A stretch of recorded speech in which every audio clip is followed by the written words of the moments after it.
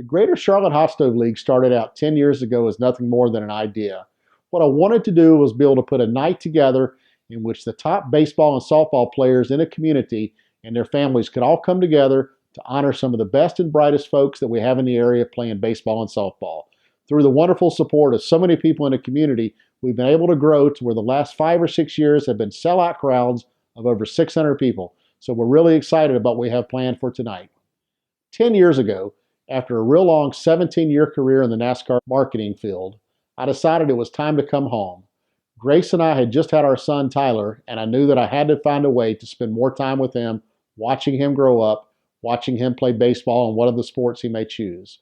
So from that, I founded the South Charlotte Sports Report Youth Sports newspaper, which has been just an outstanding thing for my family over the last 10 years.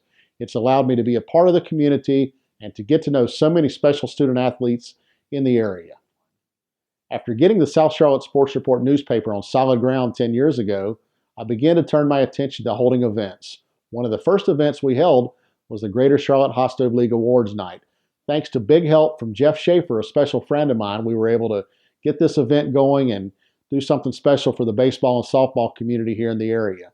In addition to that event, I also own the Battle of the Border Showcase and many other youth events in the area in different sports. When I think back over the history of the Greater Charlotte Hot Stove League Awards, I think of all the outstanding winners that we've been able to honor here. I think back to year one. Richie Schaefer, now with the Tampa Bay Rays, was our first ever baseball player of the year. Since that time, he's gone on from Providence High School to Clemson and worked his way all the way up to the major leagues this last year with the Rays. I think about outstanding baseball players like Corey Seager, who's now with the LA Dodgers and one of the top rookies in the league. Some of our other big winners of the past have been Max Whitell, who was our pitcher of the year last year, drafted very highly by the Mets. Then we've got Brett Alston, who was a player of the year coming out of Providence, went to NC State and is now in the White Sox organization. And then another special friend of mine, Trent Thornton, who was with the Houston Astros now, developing up through their system after an outstanding career at UNC Chapel Hill. One thing I'm also very proud of is we've been able to honor some outstanding softball players.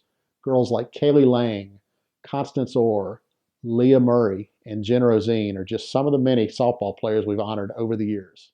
So many people often hear me talk about the student athlete concept, and that's something we incorporate into the Greater Charlotte Hot Stove League Awards. These kids tonight have been chosen not only on their on-field performance, we've also taken into consideration their academics, their character, how they work with coaches, and their reputation in the area.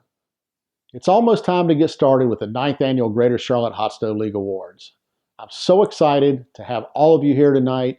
It's such a neat thing to get to know all of these finalists, all the families that make the baseball and softball community in Charlotte so special.